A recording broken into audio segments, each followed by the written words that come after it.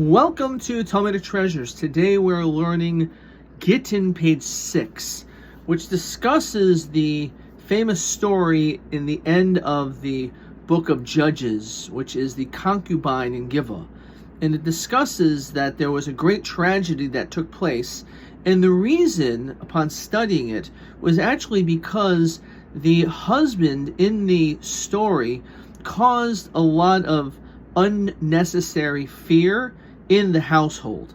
And in fact, it's brought down here that if you have a situation where there's such a tense environment, such a hostile environment, that you're causing so much added fear in the house, there's a lot of things that potentially could happen.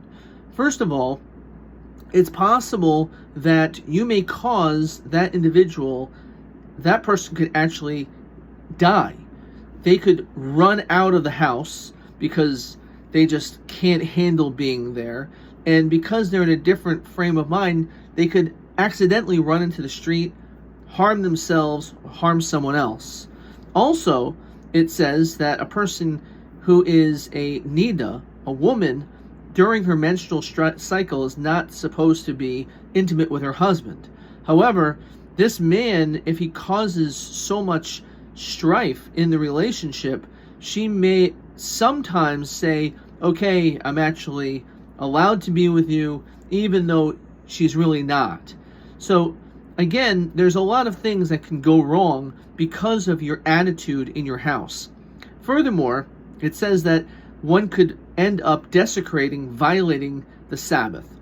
We know that once it's Friday night, we no longer light any candles. Now that includes, even if, let's say, you have your Shabbos candles, which is something that we light every Friday before sunset or 18 minutes before.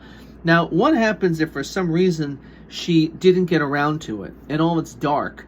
So she would not want her husband to realize that she forgot to light the Sabbath candles. Or let's say she didn't completely finish cooking food. You're now to cook on the Sabbath, on Shabbos. She'll do it anyway because she can't handle living with such a person. So this certainly teaches us the important message of the attitude that we have when we walk into our house. When we walk into our house, we have to be extremely careful to be able to create harmony, to be able to create a peaceful, relaxing environment. I'm reminded also when I was in high school in preparation for this very page for a test, our teacher asked us a bunch of questions. And one of them was, he said, what are 3 things that are supposed to be said before the Sabbath? And this is actually something which is also quoted in the 2nd chapter in Tractate Shabbos. And all the students were screaming out the answers, which are, Isartem, did you tithe the food? Iravtem, did you make what's called an eruv, which allows a person to be able to carry outside or possibly to be able to cook on certain days? Hadlikos aner, light the Shabbos candles. So everyone kept screaming it out and yelling out the answers, and the teacher kept saying, no, it's wrong. And we couldn't believe it.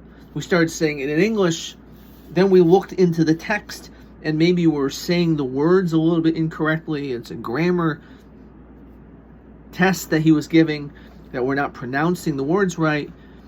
So no one knew the answer. So he said, what's the answer? What's the answer? What's the answer? And he looked at us and he said, Isartem, Iravtem, Hadliku Asaner, which is what the Talmud says, that when you say these things, it's not just the words. It's not just the words that you say, but it's how you say them. You have to be careful that even when you want to make sure that everything is done properly in your house, if you want things to go properly, it's not just enough to be able to ask these questions, but it's the way that you ask the question.